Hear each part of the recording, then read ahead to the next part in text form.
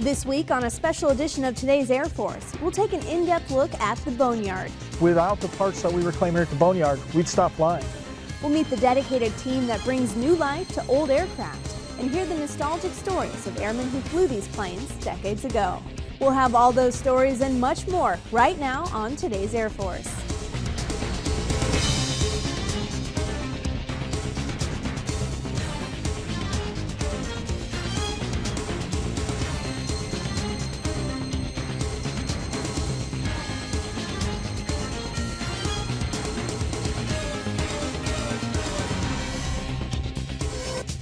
Hello and welcome to a special edition of Today's Air Force. I'm your host, Staff Sergeant Shannon Ofiara.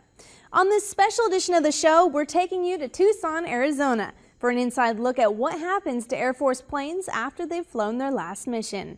Recycling is not a new concept for the Air Force. In fact, we've been doing it throughout our history. And getting new life out of old aircraft is the main purpose of the Aerospace Maintenance and Regeneration Group at Davis-Monthan Air Force Base. Seen from the air, this sprawling 2,600-acre facility is filled with rows of neatly arranged aircraft, many which look almost ready for takeoff. But on the ground, it's a different story. With all sorts of planes in various stages of disassembly, many of them several decades old, it's easy to see how this place got the nickname that most people know it as, the Boneyard. Tech Sergeant Nicholas Kurtz explains how the program got its start.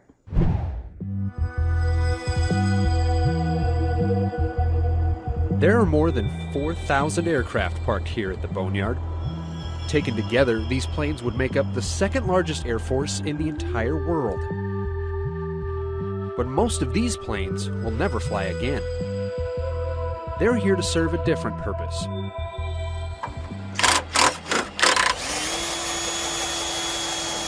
The Boneyard is where the Air Force and every other U.S. government agency sends their decommissioned airplanes to be taken apart, reused in other aircraft, or turned over to the Defense Reutilization and Marketing Office to be sold as scrap.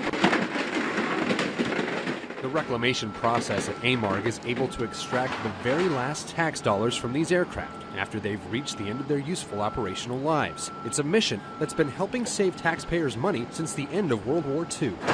Shortly after the Second World War, there were huge quantities of surplus aircraft scattered all over the world.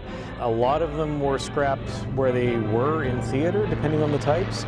Other airframes were identified as having value for potential future use, or there just wasn't enough capacity in the overseas theaters to dispose of them as required. So a lot of them were ferried back here.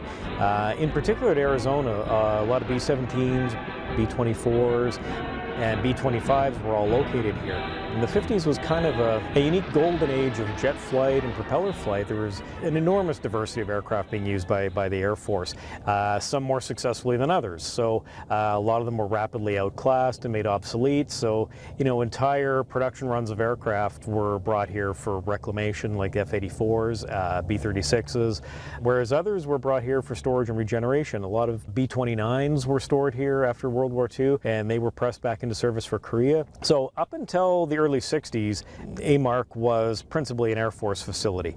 The Navy and the Marine Corps maintained their own facility up outside Phoenix at Litchfield Park. But that was closed up, I think, in 1962, and all those assets transferred down here. So since that time, this has been the complete storage facility for government aircraft. So you find NASA aircraft over there, you find Coast Guard aircraft, Border Patrol, Navy, Marine, Reserve units, training units. We have a lot of unique airframes here, a lot of one-of-a-kinds or few-of-a-kinds. Behind us here, there's a B-36 Peacemaker. It's special. It is the last production one ever built by Convair. Came off the assembly line in 1958, flew for 2 years, retired out in Fort Worth. It's one of only 4 existing airframes out of nearly 400 built. One of my personal favorites is the Boeing B-52A Stratofortress. It's the oldest Buff in existence, serial number 3. Third one off the production line. It was the principal test airframe and carrier mothership for the X-15 program. So nearly all of the early Gemini, Mercury, and Apollo astronauts all dropped off of our B-52A in the X-15 program. The recently deceased Neil Armstrong was a participant in that program and dropped off our airplane. So it's To my eyes, it's kind of reeking in history. I really love it. As the Air Force has evolved, so has the Boneyard. During the Cold War, America's determination to outpace the Soviet Union in the space race helped fuel an explosion of technological advancement. Almost as quickly as they were introduced, U.S. military aircraft were regularly phased out as newer aircraft flew faster, higher, and farther. The outmoded airplanes were sent here, and the Boneyard's inventory began to swell. With the Vietnam War came a renewed call for even more advanced bombers and fighters. By the time that war started to wind down in 1973, the Boneyard's fleet had reached an all-time high of more than 6,000 aircraft. Today, some 4,000 aircraft still sit in the Boneyard, in various stages of the reclamation process. But the inventory here, much like in today's Air Force, is destined to change. You know, as our Air Force becomes more and more technologically reliant, fewer and fewer different types of airframes are being produced. I would expect probably in 20 or 25 years, you'd probably see less than 1,000 aircraft over there, and looking out 40 years, there may not be a need for such a large facility. There will always be a need for the facility, but whether or not you're going to find fleets of KC-135s or fields of F-15s, probably not. You know, there's 200 some odd F-22s. You know, the F-35 hasn't even really come into full operational service yet, so I wouldn't expect to see any of them even twinkling at retirement for 35 or 40 years. You know, but there's probably several hundred of them, so it's not going to be the same vast, diverse fleet that you see now. So, you know, it is kind of the end of a golden age, you know. Over the course of its more than 60-year history here in the American Southwest, AMARG has become something of an aviation enthusiast's mecca. Wherever you go in the world, anybody who kind of is interested in aviation or airplanes at all, if you mention Tucson, you know, their eyes light up and go, oh, that's where the Boneyards are, right? Yeah, that's where the Boneyards are. And the Boneyards are here for a very good reason.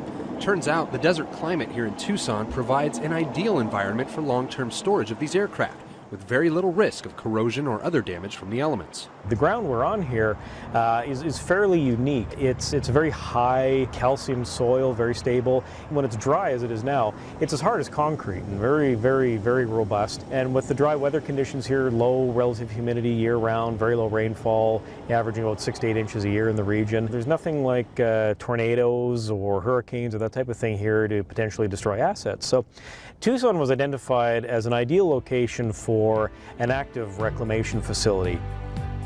And that year-round sunshine also makes this an ideal location for people to come visit and experience Air Force history in person.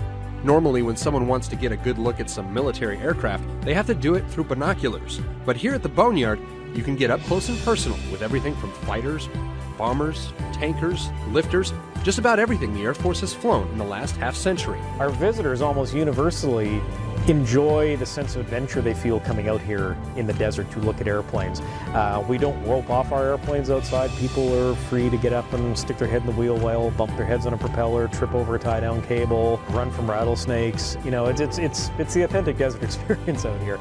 And it's a big part of our charm and our appeal. One of our sort of taglines is, you know, where you can touch history, and we embrace that.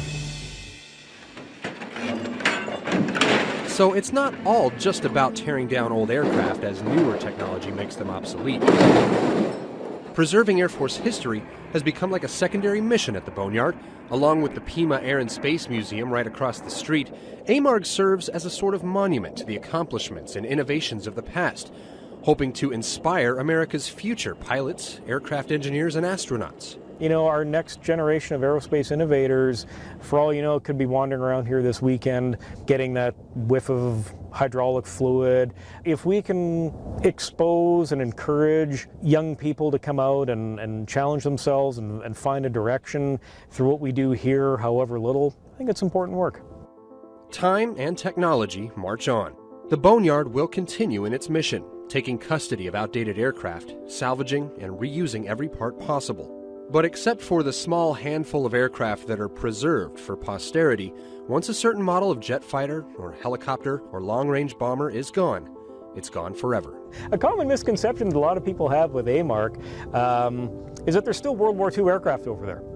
We more often than you think, we do get emails or phone calls from people doing family history or have heard legend through one of their uncles or cousins that, oh yeah, there's a boneyard out in Arizona that's got all these World War II aircraft out there. So they call wondering if their grandfather's B-24 is still parked across the street there, and we have to generally explain to them, no, I'm afraid not. I mean, it was turned into beer cans probably 60 years ago.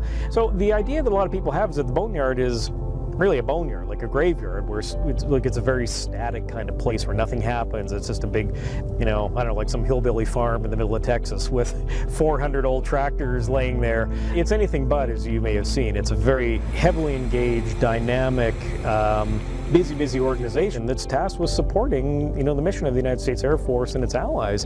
And that's a huge amount of work. For today's Air Force from Tucson, Arizona, I'm Tech Sergeant Nicholas Kurtz.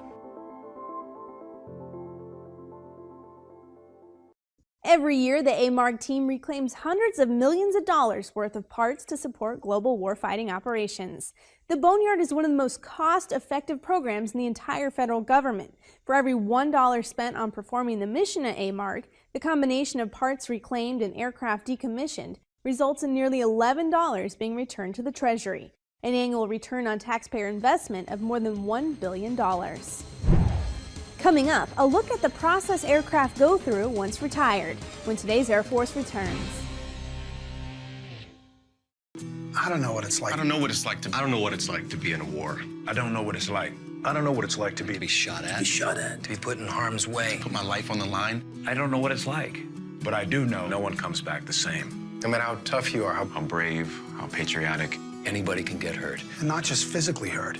If you're a service member or in a military family and you're feeling hopeless, you're not alone. Please call this number. It's confidential and free. Your family needs you. We need you. Thank you for your service.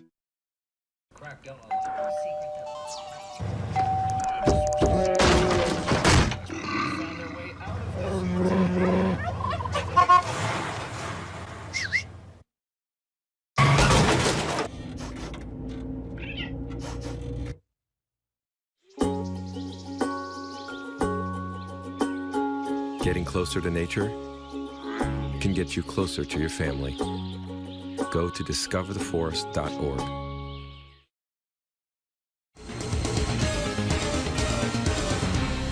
Welcome back to this special edition of Today's Air Force. So far, we've shared a little bit about the Boneyard, its history, and its importance today to Air Force missions worldwide. Now we'll take a look at what happens to aircraft once they make that final landing at the Boneyard, and how some get a second chance. Here's the story.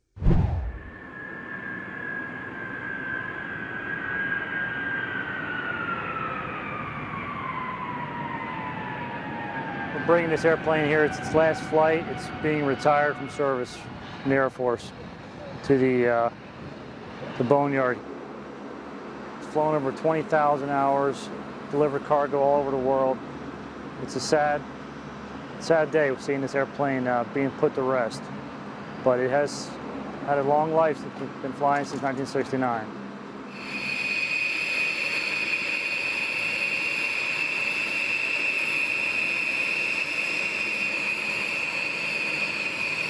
What we came here to do is deliver this two-ship of B-1s to the AMARG. We're sad to see them go. They've been great workhorses, but it's time to put them to sleep. And so we flew in here from Dyess Air Force Base, the 9th Bomb Squadron. We're sad to see her go. She's been a great asset and really good at helping us defend our nation.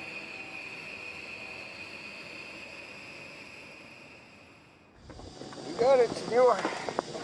One of the things that I talk about when I get a chance to talk to the employees of AMARG is I talk about what we do here. Do we store airplanes? We sure do. But that's not what's important about us for the Department of Defense. The most important thing we do is support the warfighter through different technologies and through different operations. We have 5 major processes that we do here. The first is storage, which most people are familiar with, taking an airplane, preserving it here and keeping it in the desert for future use. Our role is to preserve incoming aircraft. Well, we first started out by taping up all the seams of the engine. That's what we're working on, the B-52 back here behind me. And then after that, we sprayed the first coat of rubberized coating Basically to prevent dust and bird intrusion from getting into the engines and trying to keep them as clean as possible. Most people think we store aircraft just to get rid of them later, but a large number of the aircraft go through what's called regeneration, where we will take them and we will return them to flyable status in order to use them for different programs. For example, we're regenerating F-4s that are used as drones so that our pilots can shoot live missiles at them to identify whether or not they would have been able to hit a target in combat. These aircraft that were produced in 66, 67, 68, 69, you're rebuilding an aircraft that was made almost 40 years ago and has spent the last 20 years sitting in the desert in storage. So it's a tremendous task to take that airplane out of the desert, rebuild it, and then get it back into flying shape. At least 40% of what we use to regenerate this aircraft will come from another F-4 that's sitting out in the desert. Each and every day we reclaim about 50 parts off of the aircraft here and send them to keep the aircraft fleet that they have right now current and flying. We have tons of great parts out here and no sense in letting them go to waste. So 90% of the stuff we pull is just as good as anything as a brand new part. It's just dirty. There's very few parts that I've pulled since I've been out here that were deemed bad. There is a savings of dollars when we reclaim parts from here at the boneyard, but that's not actually the biggest benefit. The biggest benefit is the largest number of parts we reclaim cannot be bought. There we go, and that's our job in a nutshell. And therefore, if without the parts that we reclaim here at the boneyard, we'd stop flying. So it's not as much about money, it's about mission. And the mission would stop if we stop reclaiming parts from here. Yep, that's it. Yep. For the most part, we just pull parts and send them in all day, you know, one after another. It's a great job.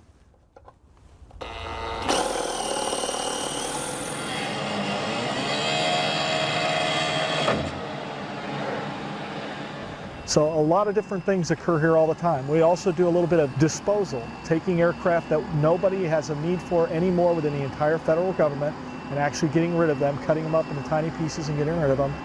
And it takes a total about, for C5, processing and shipping out about a week. We're demilling the fuselage of the C5. Basically what we do is we just tear it down, we shred it up, and then we send it off to refineries to be processed into other materials.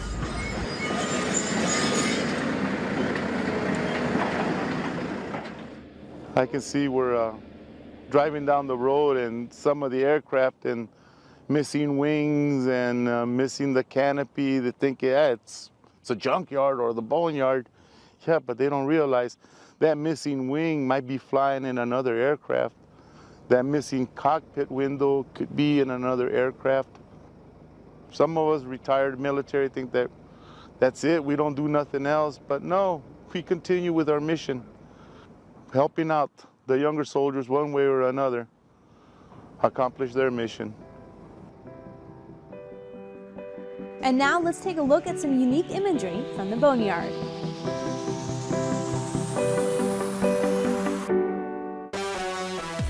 The Boeing YAL Airborne Laser Testbed Weapon System now sits decommissioned at the 309th Aerospace Maintenance and Regeneration Group at Davis-Monthan Air Force Base, Arizona. A C-5 Galaxy aircraft sits motionless while clouds pass overhead as it waits to be taken apart.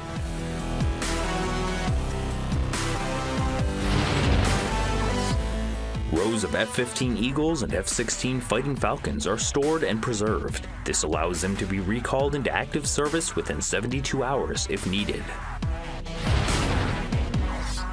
The F-4 Phantom II, which served as the principal air superiority fighter for the Air Force for over 20 years, has been a resident of the Boneyard since 1996.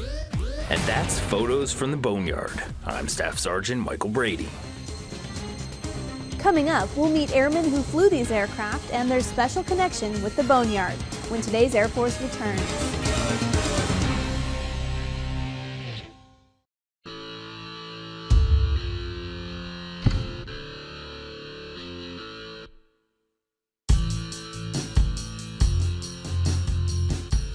The design of the new Air magazine, it's evolved into something now that's just really amazing to look at and to experience. This new generation that is coming in, they're very plugged into new technology and they're used to getting their news on their phone or on their tablets, and I think it's going to be perfect for those people out there who want that. It comes to life. Your multimedias, your audio, your video, and you can bring these things to people which we couldn't do with the magazine in the past. To me, it's very user-friendly. Having it on your tablet, you can take it wherever you want to go. Perfect for the person who's traveling all over the place, but still wants to stay up to date on what's going on in their service. It's an amazing new addition to the Air Force.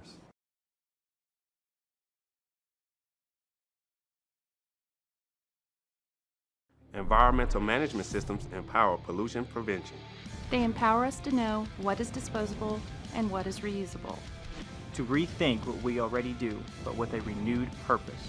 And they remind us how all the small things can equal big results. Helping us build a better world one day at a time. With EMS to light the way, each one of us can make a world of difference. EMS, conserve today, secure tomorrow. Blue Acts of Green.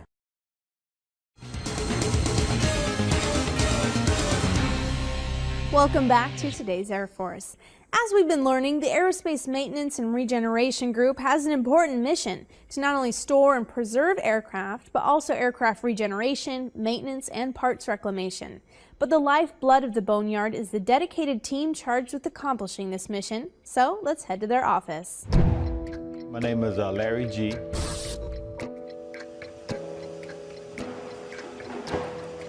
Right now you're in the F4 drone production hangar. A drone is an unmanned aircraft that is flown by a man on the ground by way of radar and radio signals. We produced our F4C models and F4E models to become full-scale aerial targets. We tear them apart, and we put them back together. We make them flyable. We take 2 flights to produce it, and then we send it to Mojave, where it receives a drone package and becomes a full-scale target.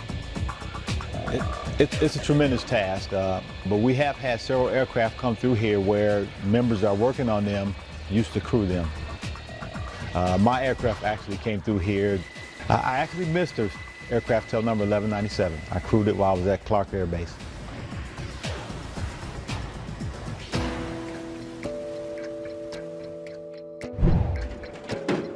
It's about 5,000 planes that are in the process of being decommissioned and taken apart to where you can see behind me to this point to where we get to cut it up. We're demilling the fuselage of a C5. Basically what we do is we just tear it down, shred it up, and then we send it off to refineries to be processed into other materials. Right here, the C5 here takes about 4 days of work to cut down and to process. Just what we do is we shred it down and then we just ship it to refineries. And I just cut it into areas that I feel like it would be easiest for me to handle. I just break it.